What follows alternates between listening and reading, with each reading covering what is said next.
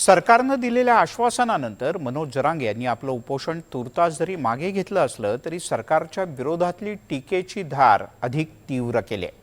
दुसरीकडे सरकारनं जरांगे यांच्या मागणीनुसार काही निर्णय घ्यायला सुरुवातही केली आहे। मराठा आंदोलनाच्या दरम्यान मृत्युमुखी पडलेल्यांच्या वारसांना आता एसटी महामंडळाच्या सोबतच MIDC मध्ये सुद्धा नोकरी मिळणार आहे। पण त्याचबरोबर सातारा गॅझेट लागू करण्याची जरांगेंची मागणी मान्य करताना सरकारची कसोटी लागणार आहे।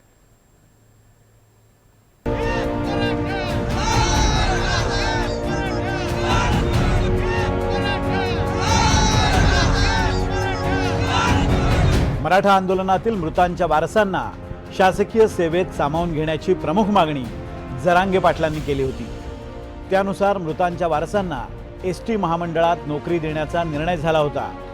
पण एसटी महामंडळाची आर्थिक स्थिती पाहता अनेक वारसांनी एसटी महामंडळात नोकरीचा पर्याय नाकारला होता। त्यामुळे या वारसांना राज्य सरकारच्या सेवेत नोकरीला घेण्याची मागणी जरांगे पाटलांनी अंतर्वालीत केलेल्या या ताज्या आंदोलनादरम्यान केली होती। जरांगेंची ही मागणी मान्य करत सरकारनं निर्णयाची व्याप्ती वाढवली आणि मराठा आंदोलनातल्या मृतांच्या वारसांना MIDC मध्ये नोकरी देण्याचा निर्णय घेत त्याबाबतचा शासन निर्णय जारी केला आहे। म्हणजे 58 लाख कुणबी नोंदी मिळाल्यात, त्याचे काढलेले आदेश कुणबी प्रमाणपत्र द्या म्हणून आदेश पण असे असावेत की 58 लाख कुणबी नोंदी मिळाल्यात त्याचे प्रमाणपत्र द्यायचे आणि ज्याचे प्रमाणपत्र दिले त्याच्या व्हॅलिडिटी पण द्यायच्या। जर एखाद्या अधिकाऱ्यानं हलगर्जीपणा केला तर त्याच्यावरती कारवाई करण्यात येईल, बडतर्फीची कारवाई करण्यात येईल। या स्वरूपाच्या सूचना महाराष्ट्रातल्या कलेक्टर ऑफिसपासून ते तहसीलपर्यंत गाव पातळीपर्यंतच्या सगळ्या अधिकाऱ्यांपर्यंत गेल्या पाहिजेत। त्याच्यामध्ये अनुकंपा हा शब्द काढण्यात यावा असं मला वाटतं।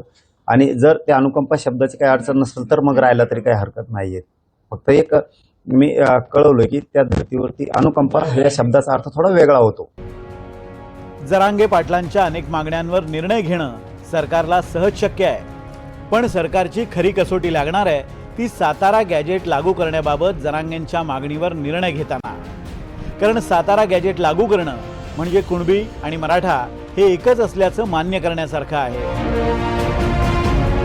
ब्रिटिश काळात जिल्ह्यातल्या माहितीच्या नोंदी करण्यासाठी ब्रिटिशांनी ही गॅझेटियर्स जारी केली होती। यामध्ये त्या जिल्ह्याची लोकसंख्या, शेती, महसूल, जिल्ह्यात वास्तव्य करून असलेल्या प्रमुख जाती अशा सगळ्या सामाजिक आणि राजकीय बाबींच्या नोंदी केल्या जात। त्यापैकी सातारा गॅजेटमध्ये मराठा आणि कुणबींबाबतची माहिती नमूद करण्यात आली आहे। त्या नोंदीनुसार कुणबी आणि मराठा हे प्रत्यक्षात एकाच वर्गातले आहेत, त्यांच्यात फारसा फरक नाही।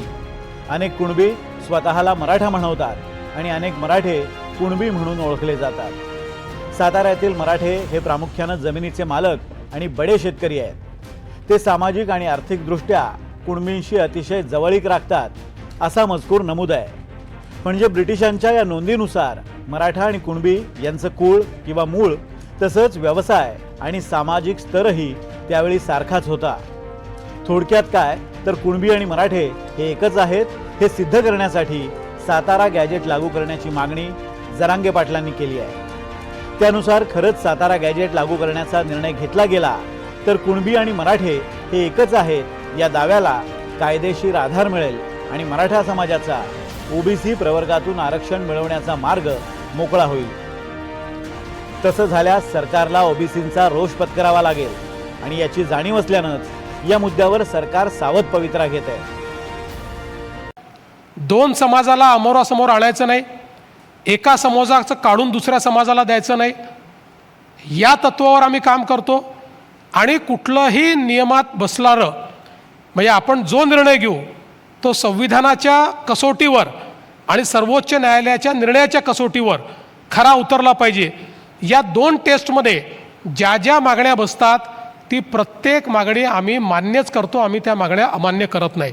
हे पहा, मी नेहमी अगदी मुंडे साहेब असल्यापासून मराठा आरक्षणाला समर्थन केलं आहे। जे आरक्षण घटनेच्या चौकटीमध्ये आहे आणि ते योग्य पद्धतीने जे लोकांपर्यंत जाईल त्याला आम्हाला कोणालाही ना म्हणण्याचं कारण नाही।